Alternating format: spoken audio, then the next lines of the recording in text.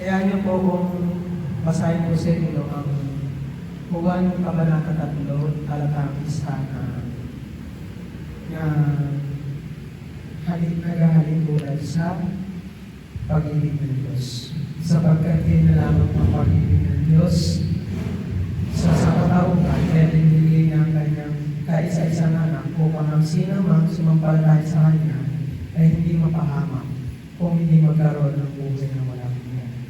Sa panahon po natin ngayon, dumadami ang mga tao. Ganyan din naman, dumadami rin ang mga tao hindi nakakakilala sa Kanya. Maaring kilala lang nila yung Panginoon natin sa pangalan, pero yung pag-ibig na binigay ng Panginoon sa atin ay hindi natin na-recognize yun. Marami rin sa atin na hindi kinikilala ang Panginoon dahil may mga kanya-kanya tayong rason. Maaring kilala lang nila yung Panginoon natin sa pangalan niya, pero hindi nila alam kung paano magmahal. Hindi nila alam kung paano kumilos. Kaya sa araw na ito, mga kapatid, sa pamamagitan ng buhay ng isang mabuting taong aking nakilala, ay may tuturo ko kung gaano ba kabuti ang buhay ng mga tao. Ang Diyos, kung gaano kapuno ang habag at kanyang pag-ibig sa atin. Ihahayag ko sa inyong araw na ito ang kwento ni Ana.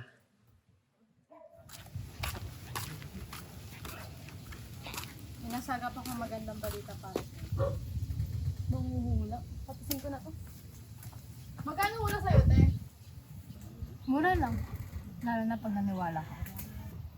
Sige nga, anong hula mo sa akin? Aka na kamay mo.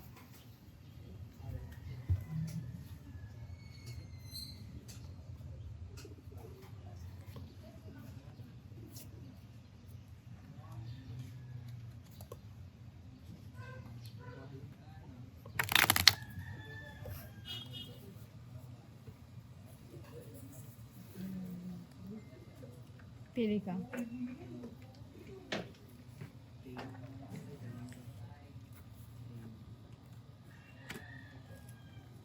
namang ibig sabihin yan? Ang iyong pangalawang anak na babae ang magbibigay ng kayamanan sa inyo. Nako!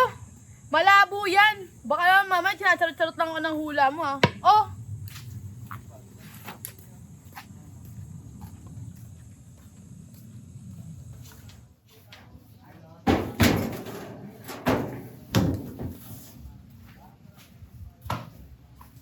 Ang haling tapat lasing ka na naman. Anong pakialam mo? Pera ko naman to. Kakapalamin ko lang naman kayo. Ang sa akin lang mama, wag mo nang dalasan. May inuwihan ka pamilya. Hinahingi ba opinion mo? Asawa mo ako, siguro naman may karapatan ako, di ba? Tsaka sayang yung pera. Wala kang pakialam! Lumaki si Ana na nasasaksihan na sinasaktan ng kanyang ama ang kanyang nanay. At di katagalan ay naghiwalay din sila. Nagkaroon sila ng kanya-kanyang mga asawa at pamilya.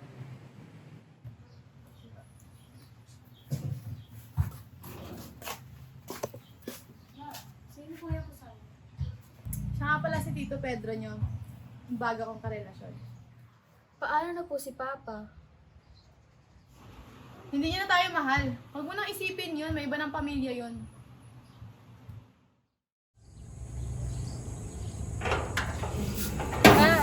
Papasok na po ako. Sige, mag-ingat ka, anak. Napakaganda talaga ng mga anak nila yan, kumain. Kayo yung mga magumana, di ba? Ang big sa akin. Wala talaga tapos sa mga anak mo, wala sila may laban. Maliban dito sa isang to, ewan ko ba kung bakit naging kamukha pang tatay niya.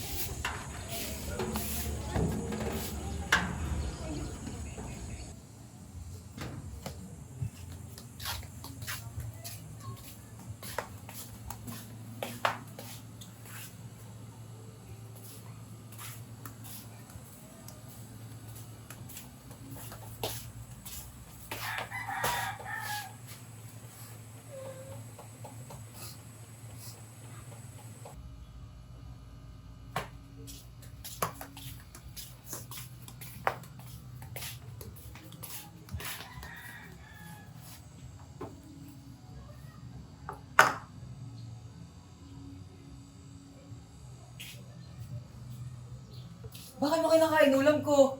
Hindi ka ba kumakain? Kumain na pero pamamaya ako pa yan eh. Susumbong talaga kita kay mama. Magluto ka na lang ulit ng iyo. Ma! Si ate kinakain yung ulam ko! Bakit mo naman kasi kinakain yung hindi sa'yo? Pwede na lang po siya magluto ng ulam niya ulit. Ano ka ba? Hindi mo nakikita yung kapatid mo? Bata pa yan. Bakit hindi ka magluto ng sayo? Sana po kasi nagluto kayo ng ulam nating lahat para hindi na po ako magluluto pag uwi ko. Aba, natututo ka lang sumagot? Sige na, Jack. Bumalik ka na sa kwarto mo. Pagluluto na lang kita ng bago. Hindi niya alam ang dahilan kung bakit sobrang galit sa kanya ang kanyang nanay. Hindi siya nakaramdam kahit kaunting pagmamahal mula dito. Mare, balita ko sasali raw si Ana sa pageant sa school nila. Diyos ko, sali-sali pa siya. Buti sana kung si Emily yun. Baka may chance pang manalo. Sige, dito na ako.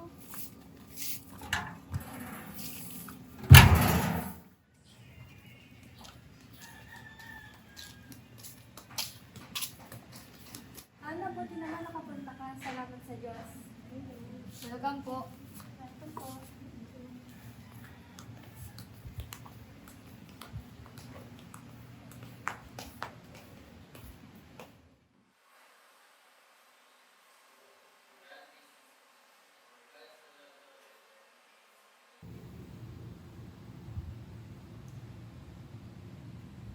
Dahil sa kaklase niya ay nakilala ni Ana ang Diyos. Nagpatuloy siya sa pagsimba at naging parte ng music ministry. Anong nangyari? Ba't kayo nag-iiyakan? Wala na sa Tito Pedro.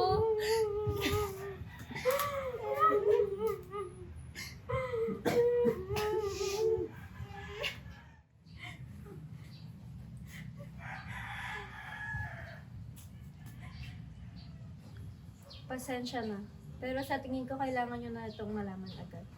Wala kayong matatanggap na mana sa asawa ko. Bakit wala? May mga anak rin kami. Hindi malaking halaga na iwan ni Pedro sa amin. Ilang minuto na lang at darating na ang pangalawang asawa niya. Teka lang po, hindi mo ba si Mama yung pangalawang asawa ni Tito Pedro? Ang mama mo ay pangatlong asawa ng asawa ko. Sa aming dalawa niyang pamilya, halos hindi na magkasya ang naiwan niya. Kaya wala na talaga kaming may bibigay sa pangatlong pamilya. Dahil sa kahirapan ng buhay nila noong mamatay ang kinakasama ng kanyang nanay, napilitan si Ana na pagsabayin ang pagtatrabaho at pag-aaral. Flowers for you. Ay, wow.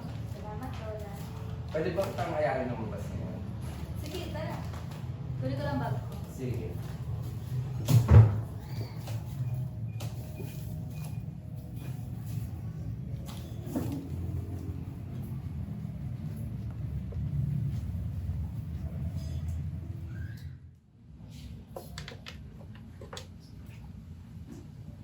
Hello, Han. Miss na talaga kita. Musta ka na pala dyan? Ayos lang naman ako ngayon. Kaso medyo nakakapagod lang din ang trabaho dito sa Taiwan. Kailan ka ba umuwi ng Pinas? Lumalaki na yung anak natin, hindi ka nila nakikita. Alam mo naman na nagtatrabaho ko para sa anak natin, di ba? May iba ako. Kailan ka pala magpapadala? Kakapadala ko lang last week ah. Wala dumadating na pera sa akin. Nagpadala ako kay ma'am. Hindi ka ba niya inabutan? Kilala mo naman yung mom mo. Hindi naman ako bibigyan niya at ayaw niyan sa akin. Sa totoo lang, ang hirap ng tumira sa bahay na ito. Sir, we have a problem that we have to solve right now. Ay, sorry Han. I have to go muna. Dahil sa hirap ng buhay sa piling ng kanyang biyenan, ay napagdesisyonan niya na umalis at manirahan sa Manila kasama ang kanyang anak. Kumain ka na ba? Hindi pa po, boss. Naman na lang pagkatapos ko dito. Sumabay ka na sa amin. Mamaya mo natapusin yan. Andun din naman yung empleyado. Dahil sa kabaitang taglay ng kanyang boss, hindi napigilan ni Ana na mahulog ang loob sa kanya. At dahil sa pagmamahal ay magsisimula na siya ay mahulog sa malaking kasalanan. Ana, mahal kita. Hindi ko na rin kaya pigilan. Hindi ko na rin kaya magsinungaling. Mahal kita, pero paano yung pamilya mo? Hindi ko na siya mahal. Kung bibigyan ako ng pagkakataon, hihiwalayin ko na siya. Paano yung asawa mo? Paano yung anak mo? Wala naman tayong ginagawang masama. Nagmamahalan lang naman tayo. Dahil sa pagmamahal, napapayag ng kanyang boss si Ana na maging karelasyon ito. Kahit na meron na itong asawa, at di kalaunan ay nabiyayaan din sila ng anak.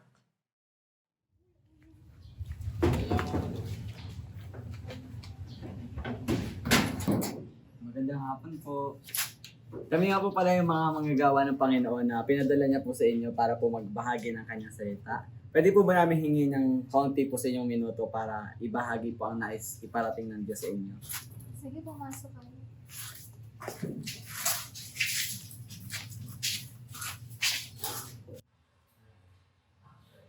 Muli ay nagkaroon ng pagkakataon ng salita ng Diyos na makapasok sa kanyang buhay. At ito na din ang naging simula upang siya ay muling maging malapit sa Diyos.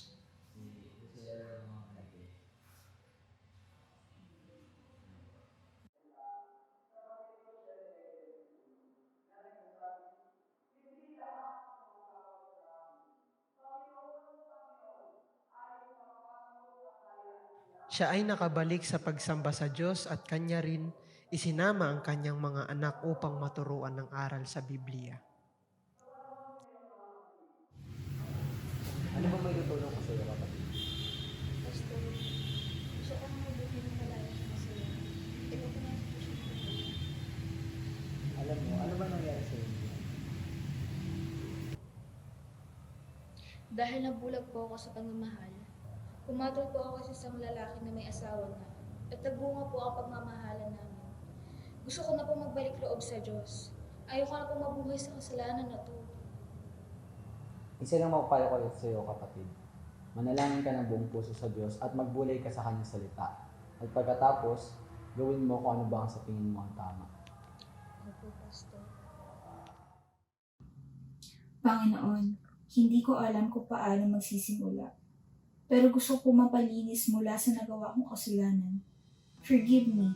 I understand that you love me. At alam ko na nais mo po na gawin ko ang tama. Please lend me strength to do it. Help me to do your will.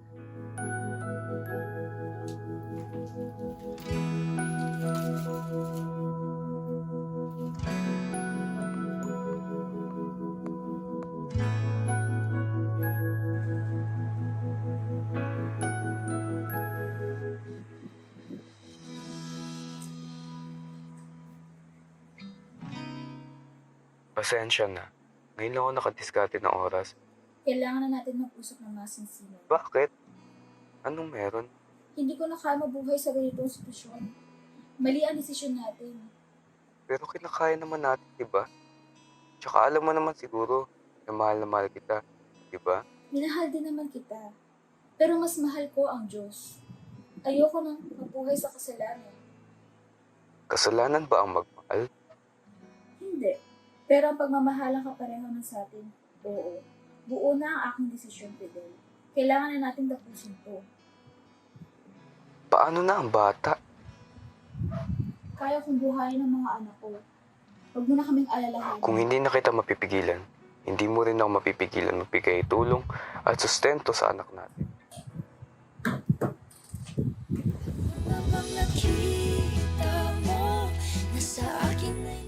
Dahil sa desisyon na ito, ay nagpasya si Ana na umalis sa kanyang tinitirhan sa Manila at lumipat sa ibang bayan upang magsimula muli. At sa kabutihan ng Diyos, siya ay napadpad dito sa bayan ng Montalban.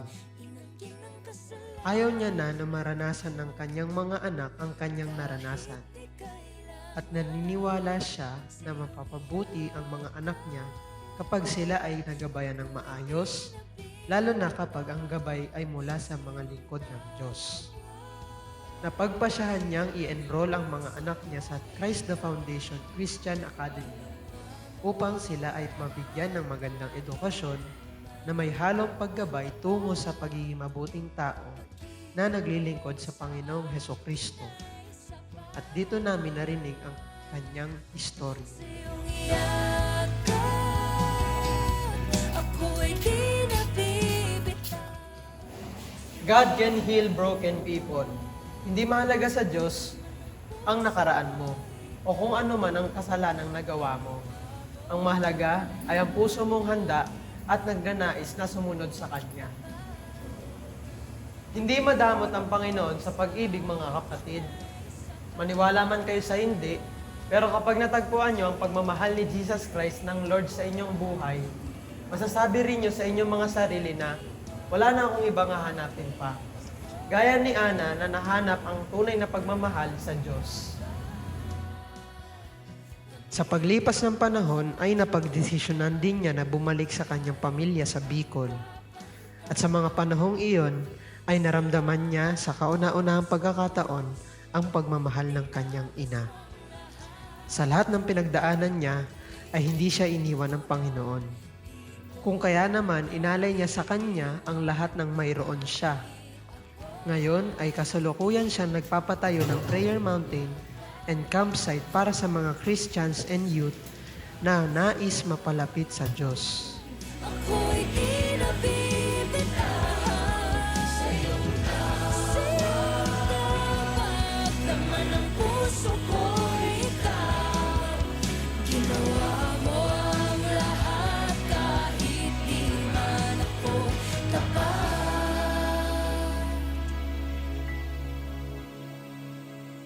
Pag-ibig mo sa akin ay sapat. Walang hangganan, walang hangganan. Ngayon, bukas at magpakailanman. Aking kasalanan, tinapos at pinayaran. Pinakita